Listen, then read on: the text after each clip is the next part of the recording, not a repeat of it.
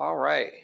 So a little background on this presentation. Full disclosure, I am no expert on AI.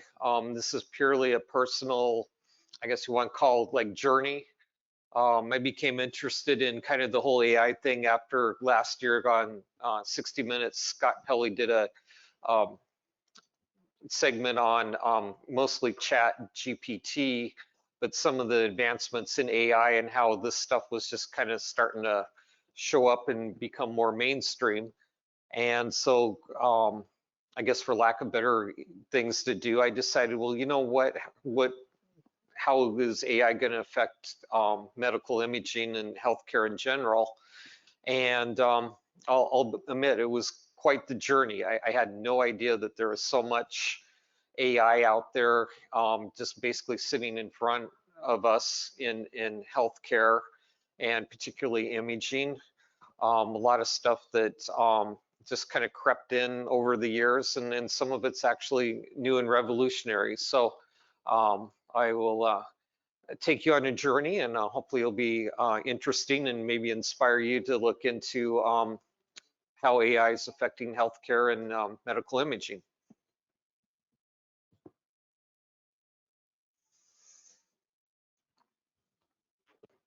Brief introduction to AI.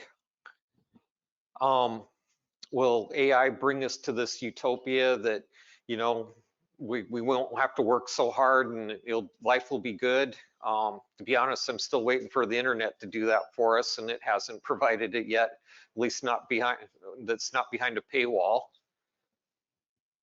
So, I mean, we have nice strolls out on the beach and, be able to really enjoy life, or will it be the end of our civilization?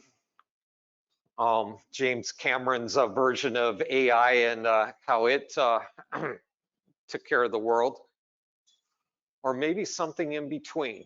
So we'll take a look and see what those possibilities are. Chat GPT. So a lot of people would probably be more familiar with this end of AI. I kind of almost call it entertaining AI. That allows you to do things that, that can be useful and helpful. Some of the other things besides Chat GPT is Microsoft's Copilot and Google's Gemini, and basically they're called what is called a chatbot, or as they like to gently tell us, it's like our personal assistant. Chatbots in healthcare. So we do actually use these currently, and we can use them for like scheduling, locating services, medication information. I got to use one recently, had to go to the urgent care, and before I even got there, they were sending out requests for your insurance and personal information. So basically all I had to do is walk in, put my credit card in, pay my copay, and I was done. I didn't have to fill out any paperwork. I didn't really have to interact with anyone. Just go in, make my copay, and we were good. There's still a large resistance to this by a big segment of the population. I would imagine probably your more older ones that like a more, I don't know, lively interaction with a person rather than doing it with a machine. So one of the first areas of AI that's crept into the healthcare world is computer-aided diagnosis, or CAD. For those of you that might have worked around mammography or worked with mammography, this is quite prevalent in those areas. Basically what it does is it helps the radiologist analyze images, and it's supposedly trained to be able to spot lesions or tumors or other anomalies that might be going on in the image that may not be readily visible to the radiologist. So this has been around for at least a couple decades, and my own personal experience with it is that I'd have to go in and do PMs on the actual CAD computers. And one thing that I observed was either they were turned off, or if they were turned on, no one was using them. So kind of always made me wonder, well, what good are they and what are they doing with them?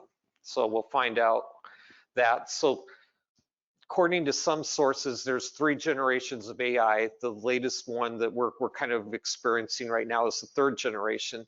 So this would have been around early 2000s when this kind of came on the scene. So it's kind of the has been now as opposed to what is coming online now.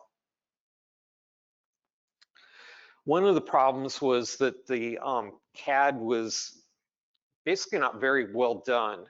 Part of the problem was the computing as well as the software and the programs to do the CAD was really narrow in focus. It covered just a very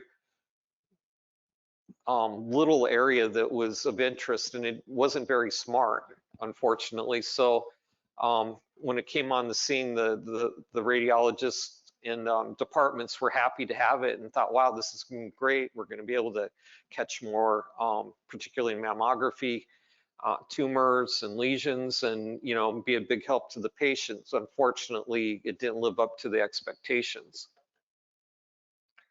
One of the problems with the old CAD and some of the, I guess, 2nd generation AI of that time was it's what a symptom called machine blind. And so basically what the machines are programmed and kind of geared for is a very narrow spectrum for what they cover, and their algorithms weren't very flexible. So if you had someone with a different type of anatomy, or maybe the lesion was a little different, or the area that they were focused on wasn't quite within that statistical group, it just didn't see it, or if it saw it very poorly. One example I can from my own experience, actually I have 2 examples of systems being machine blind, is about the same time this technology was coming on board, they had released some patient monitors for like ECG and other vital signs that had a similar technology and a similar algorithm set up. And so the algorithms were designed to analyze the different ECG waveforms to help kind of anticipate if a patient might be susceptible to, maybe they're going to have an MI or some other kind of cardiac event, and kind of give the nursing staff a heads up and say, you kind of need to watch this guy a little closer. Well, I happened to get a call from one of the ICUs, and the nurse said, hey, my patient monitoring is acting really weird. Can you come up and look at it? And it was one of these systems that had the algorithms to do the analyzing. And so I got up to the room, I brought up my little analyzer, and got in, I'm starting looking at the machine, seeing if there's anything obvious or wrong with it. And I look down at the patient and I go, I think I found my problem. So I very discreetly go back out to the nurse's station, and I tell the nurse that, yeah, I found your problem, but it's not the machine. Could you kind of come with me? I didn't want to make a scene. And I, pointed to the machine. Machine's working great. And then she looked down on the patient and then realized that, yeah, the patient was the problem, not the machine. So unfortunately, the algorithms that they had used for the arrhythmia detection and stuff didn't detect death.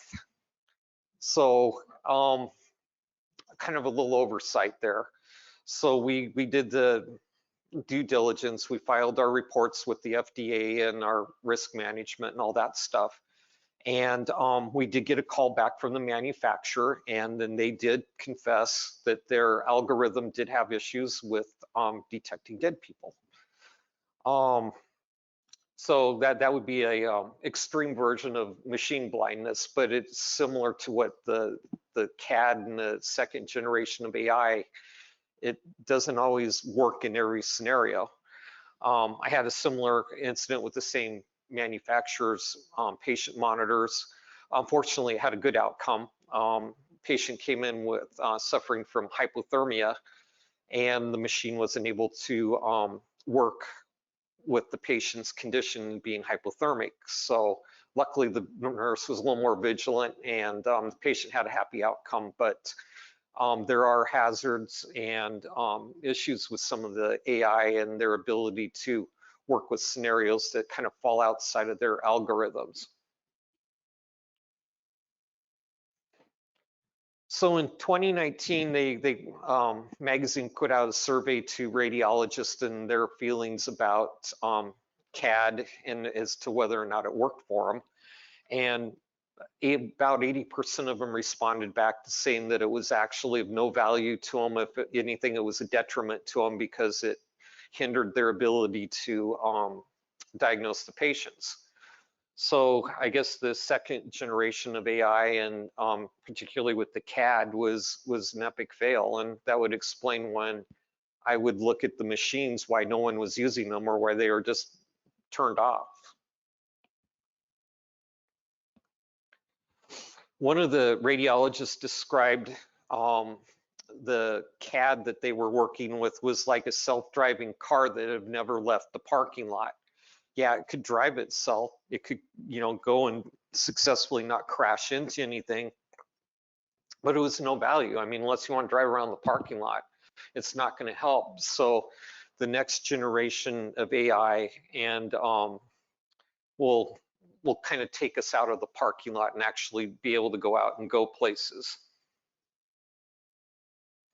Deep learning. So this is one of the common things that you'll hear term that in regards to the current generation, the third generation of AI. So basically deep learning is a process where the machine actually learns and is able to take that information and add it to what it already has. The second generation of AI was just dialed into a certain set of statistics and algorithms, and that was all it could do. There was no deviation, there was no room for any kind of outside, scenarios. Deep learning allows the machine to basically emulate human thinking and human response to situations, so that when it goes out and it sees something that's maybe not necessarily in its information or what it's been programmed to do, it will attempt or make an attempt to try and learn from the situation and to come up with a solution for it. So like I said, it allows AI to simulate human brains by identifying objects and performing complex tasks. So it's not only is it smart, it's also capable of working outside of its parameters that it's been set up for. One of the areas that they've used this technology is in CT reconstruction. And as part of the reconstruction process of the images, it uses the deep learning to help reconstruct and analyze the images as it's putting it together during reconstruction. Two of the old methods that they used for reconstruction were filtered back projection. That was from the very early days of CT and up until maybe the past 20 years. The current most machines do now is iterative reconstruction. Some of the benefits of DLR allows for lower dose and gives better image quality. So in doing the exams, the patient doesn't have to get as much dose to be able to get readable or good images from it. And then overall, it gives a better image quality. Another thing that DLR does for the images is it reduces artifact and it improves the contrast to noise ratio. AI and mammography. So this is kind of where my own experience with seeing the AI with the earlier CAD systems came in. And this kind of gives a good example of despite the technology and the well-meaning behind the technology, things don't always work as planned or hoped for. So what they had done is a study in Sweden where they put AI against the radiologists, and I believe this was like last year that they had done this. And they used the new third generation CAD, new CAD with the third generation AI on it. In conclusion, basically the AI did a better job of detecting cancer than using just the radiologist alone. But there's a catch. The study was conducted on 80,020 Swedish women. It was done at one clinic on one machine. So the statistical sampling was really narrow.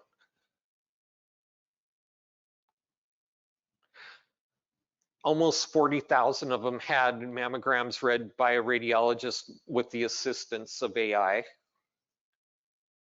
And then a little over 40,000 had mammograms read by 2 different radiologists.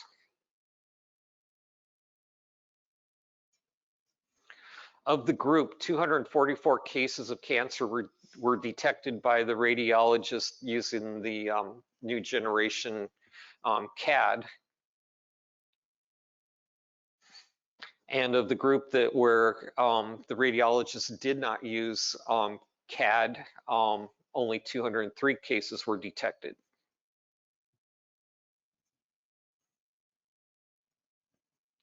The final diagnosis was determined by a radiologist. So they went ahead and they did their readings, came up with their findings, and then were reviewed again by a radiologist that made the final determination whether or not they needed to call the patient back and do further exam. The false positive rate for both groups was only 1.5%, so that's interesting. Both human and machine had about the same amount of false positives.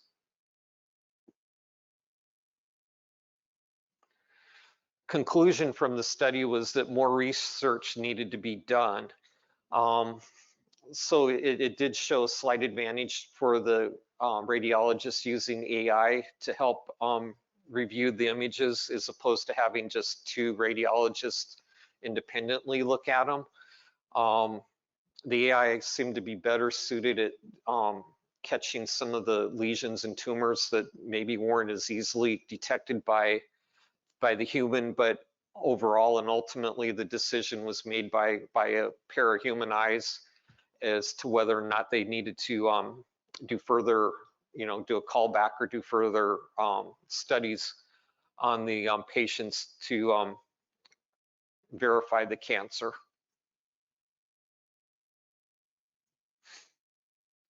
AI and ultrasound. So this one kind of surprised me. It was a lot. I wasn't expecting the results of this, and kind of made for an interesting scenario, and had some factors in it that weren't readily obvious. So basically, AI and ultrasound is a work in progress.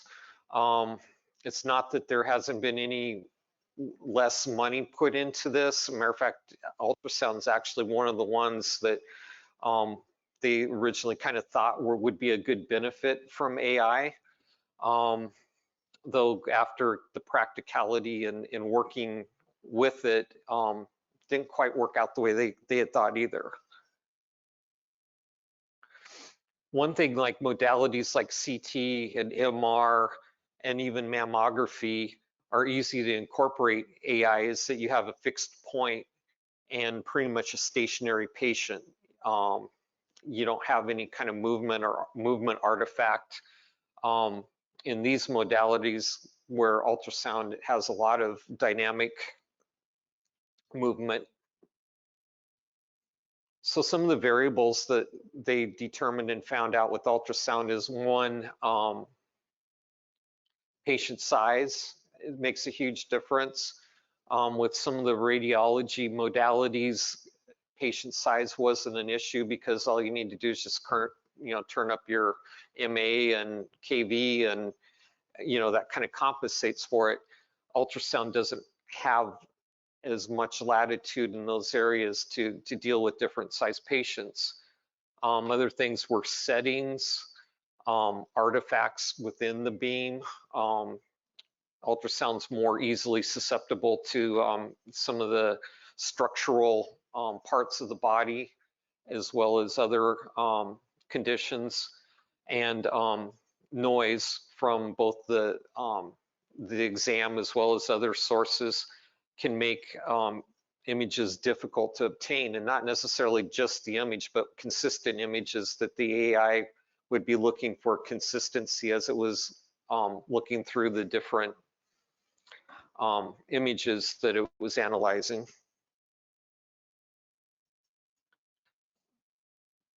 Due to this, it makes the application of AI more difficult to analyze ultrasound images.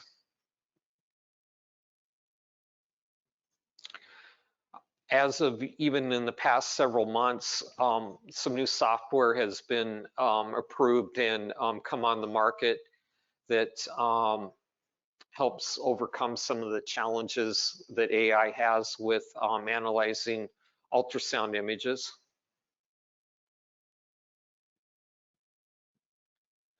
The software advances have made the scans of like the thyroid, breasts, and prostate more compatible to AI. And so the thought is, as the technology grows and becomes more available, then other areas of the body will become more available to being analyzed by AI. But as of right now, these are the primary areas that AI is compatible with this new software to do ultrasound exams. And like I said, further advances with the technology, with ultrasound techniques, there might be some actual training of the staff on being able to do scans or their technique to be more compatible for AI examination.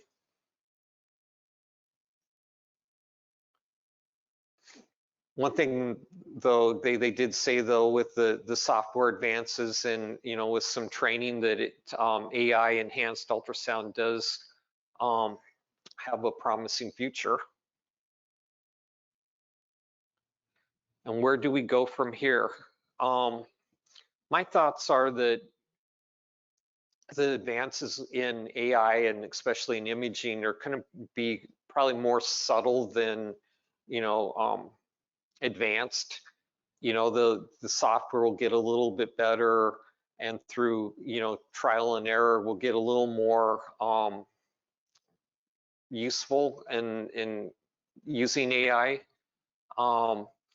And I'm going to guess that there's going to be probably advances in AI in other areas outside of healthcare that are going to probably jump everyone up ahead. We don't know where those are going to come from and what they're going to look like, but I would imagine, since healthcare is such a big industry and such a potential benefactor from using AI, that they're going to be one of the first ones that are going to reap the benefits of outside advancements. And like I just mentioned, there'll be subtle and significant changes to medical imaging. I would imagine over time, though, they're going to be subtle so that it's going to look more like a software update, or like when you get your new iPhone, if you had an older one, some little things in it that you couldn't do with the old one that you can do with the new one. But for the most part, it's going to look similar over the stretch of time. And despite the changes brought on by AI and its advances, and I suppose even setbacks, we need to focus on our main purpose, and that is the human patient. Thank you for your time. So, sir.